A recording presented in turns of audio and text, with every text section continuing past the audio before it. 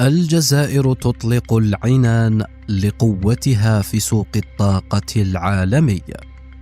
في عمق القارة الإفريقية، حيث تمتد الصحاري المهيبة وتتقاطع الطموحات الاقتصادية مع العقبات الجغرافية، يتبلور مشروع ضخم قد يعيد تشكيل خريطة الطاقة الدولية. إنه مشروع خط أنابيب الغاز العابر للصحراء، الذي سيحمل الغاز الطبيعي من نيجيريا إلى الجزائر، ومن هناك إلى قلب الأسواق الأوروبية.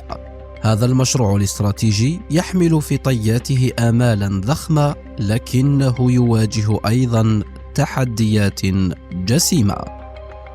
ولادة الفكرة من حلم إلى مشروع عابر للقارات.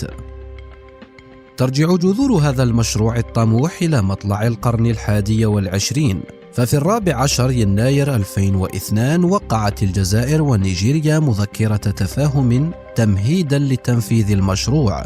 تلاها في 2005 التعاقد مع شركة متخصصة لدراسة الجدوى، ومع حلول 2009 اتفقت الشركتان الوطنيتان للنفط في البلدين على البدء في التنفيذ الفعلي.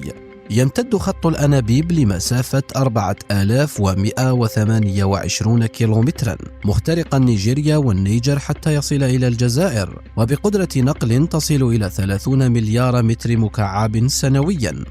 يعد أحد أضخم المشاريع الطاقوية في إفريقيا، ويهدف إلى ترسيخ دور القارة في سوق الطاقة العالمي، خاصة مع ارتفاع الطلب على الغاز الطبيعي كبديل نظيف نسبيا لمصادر الطاقة التقليدية. رحلة عبر الصحراء، تحديات ضخمة في طريق التنفيذ.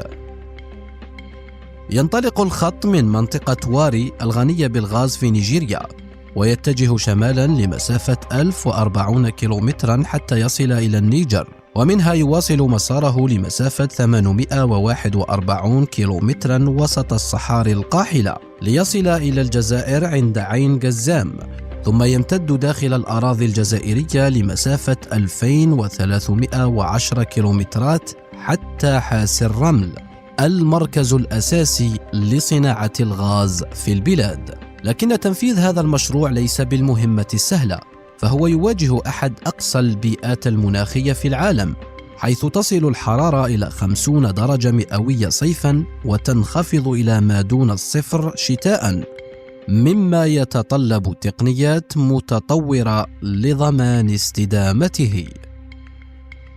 تمويل ضخم، هل يستحق كل هذا الاستثمار؟ يقدر إجمالي تكلفة المشروع ب10 إلى 12 مليار دولار لخط الأنابيب، إضافة إلى 3 مليارات دولار لإنشاء مراكز التجميع. تأمين هذه الاستثمارات يمثل تحديا كبيرا، خاصة في ظل الاضطرابات الاقتصادية العالمية، ما يستدعي شراكات دولية وتمويلا ضخما لضمان اكتماله.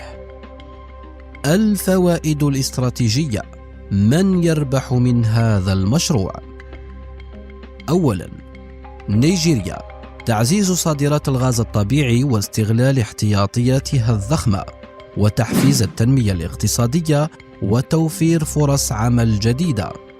الجزائر، زيادة نفوذها في سوق الطاقة وترسيخ مكانتها كمورد رئيسي للغاز لأوروبا، ما يمنحها قوة جيوسياسية إضافية. ثالثاً، أوروبا، تأمين مصدر جديد للطاقة وتقليل الاعتماد على موردين محددين، وهو أمر بالغ الأهمية في ظل الأزمات الجيوسياسية العالمية. عقبات على الطريق، هل ينجو المشروع من العثرات؟ رغم الفرص الكبيرة، تواجه الجزائر ونيجيريا تحديات لا يستهان بها. الوضع الأمني الهش، مرور خط الأنابيب عبر مناطق تعاني من انعدام الاستقرار الأمني مثل شمال نيجيريا والساحل الإفريقي يشكل تهديدا مستمرا. المنافسة من مشاريع بديلة، أبرزها خط أنابيب الغاز النيجيري المغربي الذي يمتد عبر دول غرب إفريقيا وصولا إلى المغرب وأوروبا، مما قد يقلل من الجدوى الاقتصادية لمشروع العابر للصحراء. تحديات لوجستية وتقنية.